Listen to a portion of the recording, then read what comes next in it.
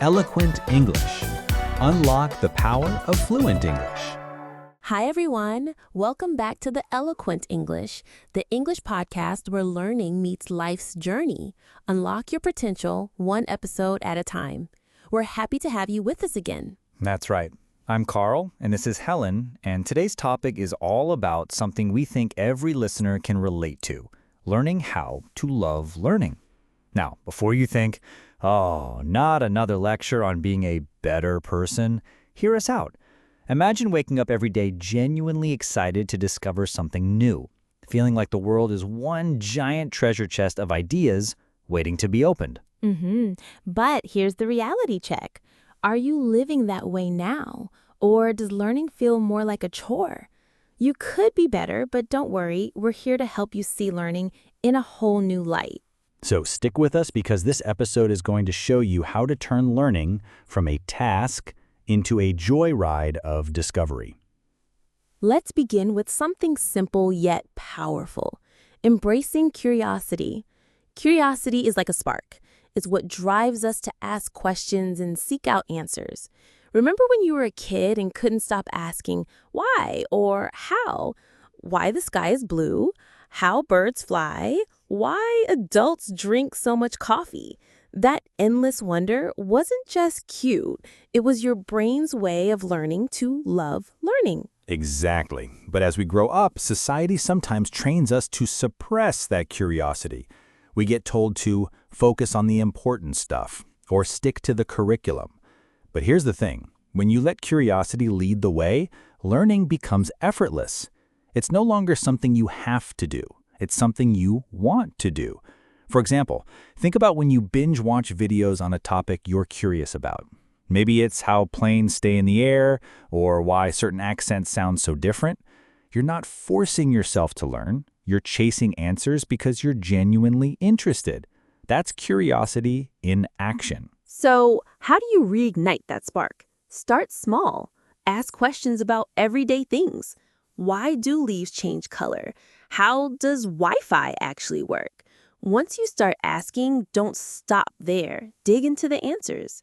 The process will surprise you. And remember, no question is too silly. And if you ever catch yourself thinking, but I'm too old for this, think again. Lifelong curiosity isn't age-dependent. It's about staying open to the world and treating every day like a chance to learn something new. So go ahead. Start questioning everything. You might just fall in love with the journey. Now that we've sparked your curiosity, let's talk about setting personal goals. Because let's face it, wandering aimlessly through any journey, even one of learning, isn't exactly inspiring. True. Goals give your curiosity direction. Think of them as a map. Without them, you might be interested in a million things, but you'll feel scattered, like trying to learn guitar, Japanese, and baking all at once. Exciting? Yes. Overwhelming? Absolutely. Right. But setting goals doesn't mean overloading yourself. It's about focus. Start by asking yourself, what do I want to achieve and why? The key is to keep it personal. Maybe you want to read a novel in English, ace an exam, or learn how to have a simple conversation in another language.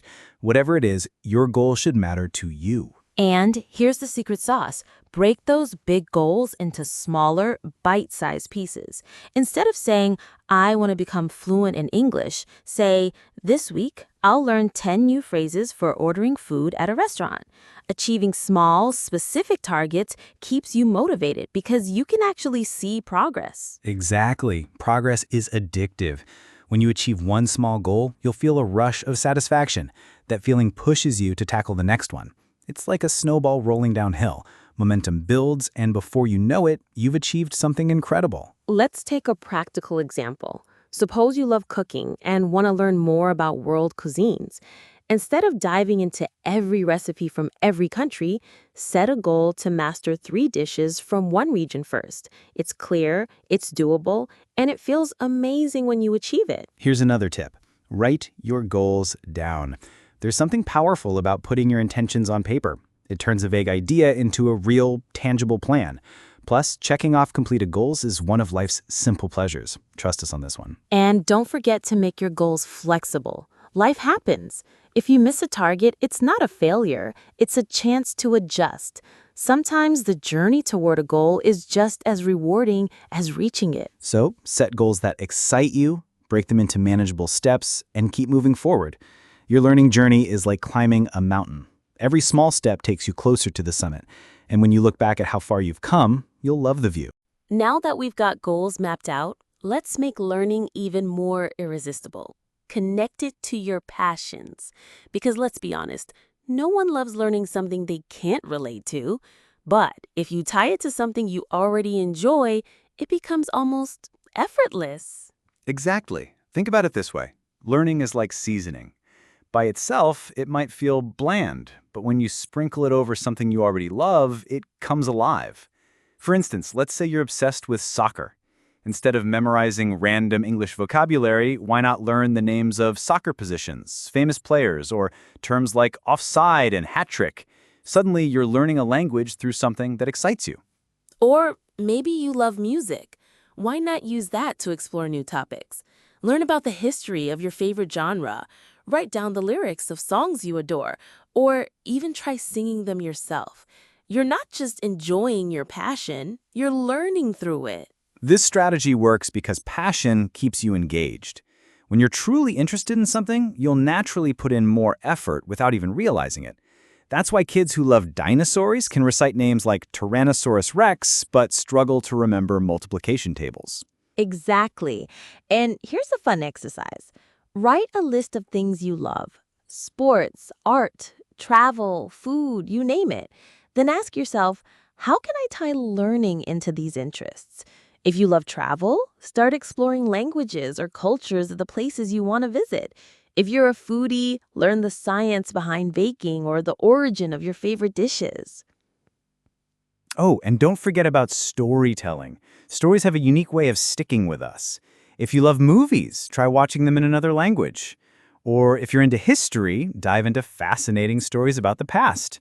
The point is, the more personal and relevant the learning feels, the more likely it is to become a lifelong love. And there's no wrong way to do this. Your learning journey doesn't have to follow someone else's path.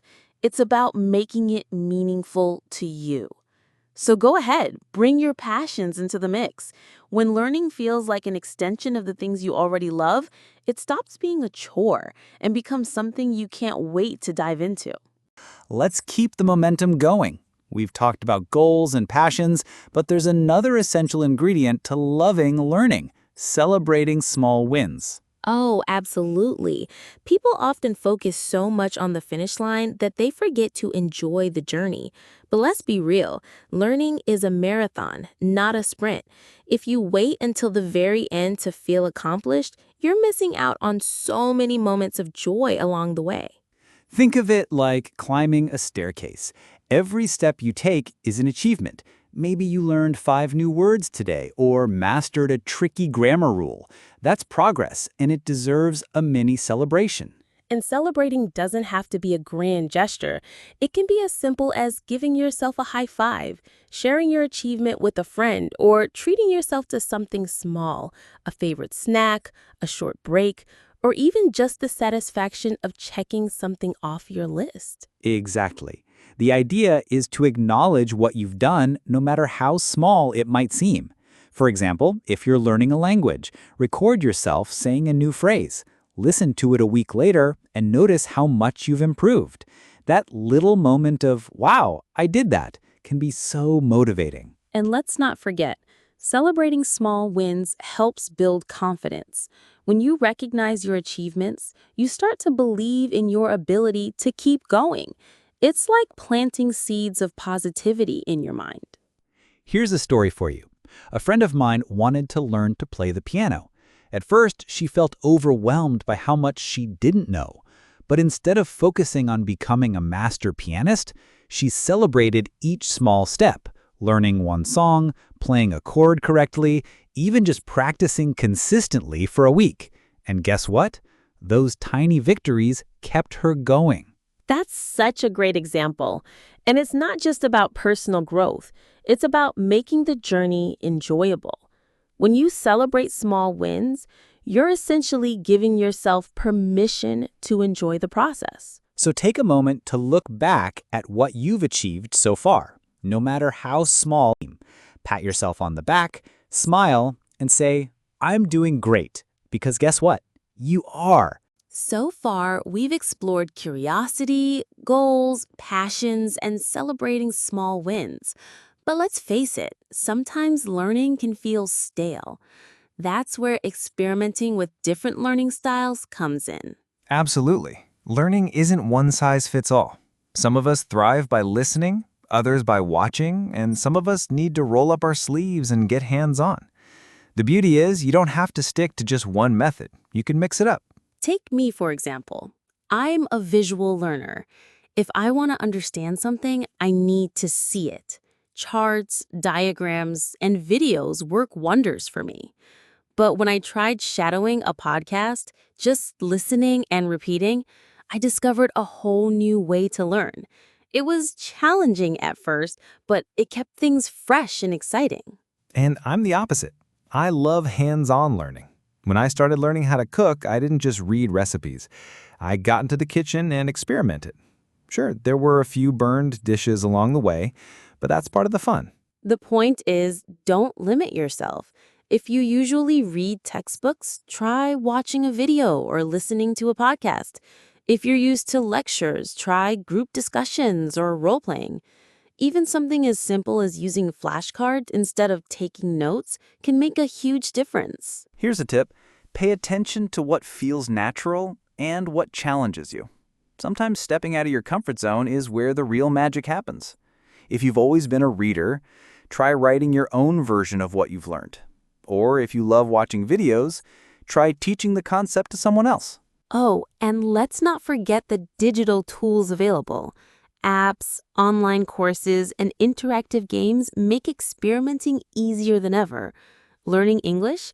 Apps like Duolingo or platforms like YouTube offer a mix of videos, exercises, and fun challenges. The possibilities are endless. And here's the best part. Experimenting with learning styles not only keeps things exciting, but also helps you discover what truly works for you. Over time, you'll build a toolbox of techniques that make learning both effective and enjoyable. So go ahead, shake things up, try something new, and see what sticks. Because when learning feels like play, it stops being a task and starts being something you look forward to. By now, you're probably feeling inspired to dive into learning with curiosity, goals, passions, and new styles. But there's one hurdle we all face at some point: the fear of failure. Oh, absolutely. Fear of failure can stop you in your tracks. It's that voice in your head saying, what if I get it wrong? Or what if I'm not good enough? But here's the thing. Mistakes aren't the enemy. They're part of the process. Exactly. Think about learning to ride a bike. Did you nail it on your first try? Of course not. You probably wobbled, fell, and got a few scrapes along the way. But every fall taught you something: how to balance, steer, and eventually ride with confidence. Learning anything new works the same way. And you know what? Failure is actually a sign that you're trying. It means you're stepping out of your comfort zone, pushing boundaries, and growing. If you're not making mistakes, you're probably not challenging yourself enough. One way to shift your mindset is to see failure as feedback. Let's say you're practicing pronunciation in English and mispronounce a word. Instead of thinking, I'm terrible at this, ask yourself, what can I learn from this? Maybe you realize you need to listen more carefully to native speakers or practice tricky sounds a bit more. That's such a great point. And let's be real, no one becomes a master overnight. Even the best athletes, artists, and scientists failed countless times before they succeeded. Thomas Edison famously said, I haven't failed. I've just found 10,000 ways that won't work. I love that quote. It's a reminder that every failure brings you closer to success.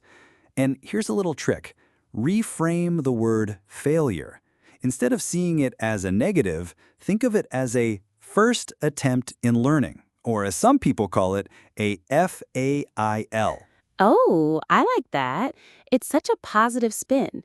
And remember, no one is keeping score. Most of the time, the only person judging your failures is you. Give yourself the same kindness you'd give a friend who's learning something new. So the next time you stumble, don't give up. Laugh it off, learn from it, and keep going. Because every mistake you make is a step closer to mastering whatever you're working on. We've tackled curiosity, goals, passions, styles, and failure. But there's one final piece of the puzzle, making learning a habit. Because let's face it, even the best intentions can fizzle out if we don't keep at it consistently. Exactly. Learning isn't about cramming or occasional bursts of effort. It's about showing up regularly, even if it's just for a few minutes each day. Think of it like brushing your teeth. It's a small act, but over time it has a big impact. So, how do you turn learning into a habit? Start by carving out a specific time for it. Maybe it's 15 minutes every morning while you sip your coffee, or a quick session before bed. The key is to stick to it even on days when you don't feel like it. And don't underestimate the power of a routine. When you pair learning with something you already do daily, like commuting, exercising, or eating lunch, it becomes second nature. For instance, if you're learning a language, listen to podcasts or practice vocabulary during your commute. Another great trick is to set up cues and rewards.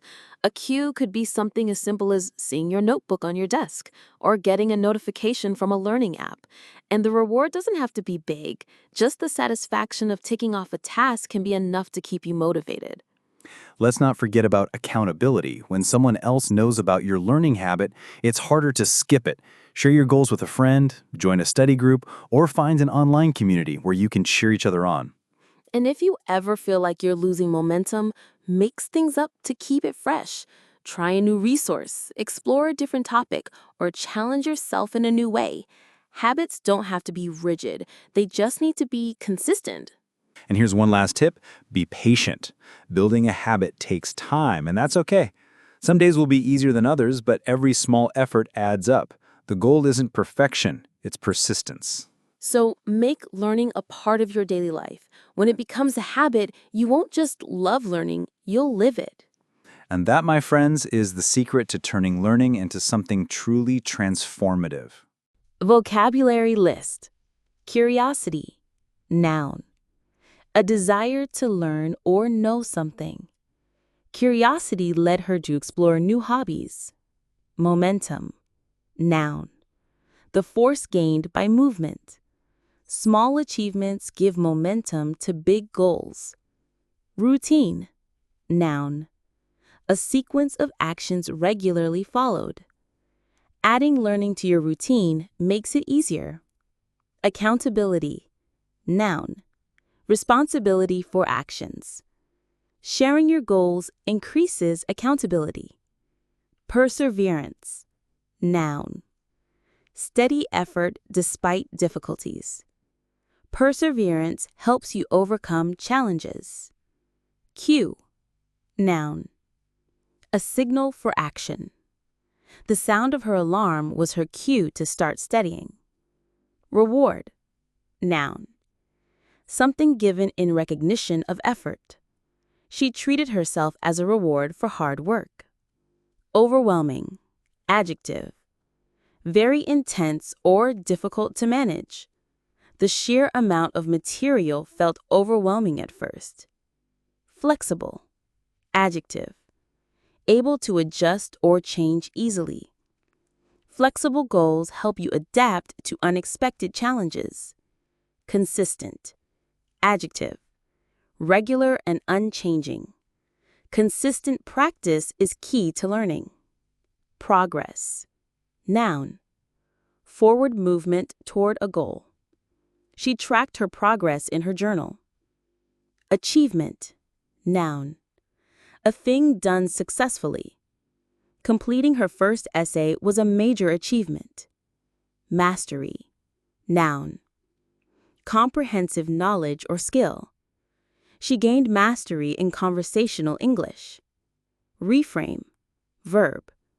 To view or interpret differently. Reframe mistakes as opportunities to learn. Transformative. Adjective. Causing a significant change. Adopting new habits was a transformative experience.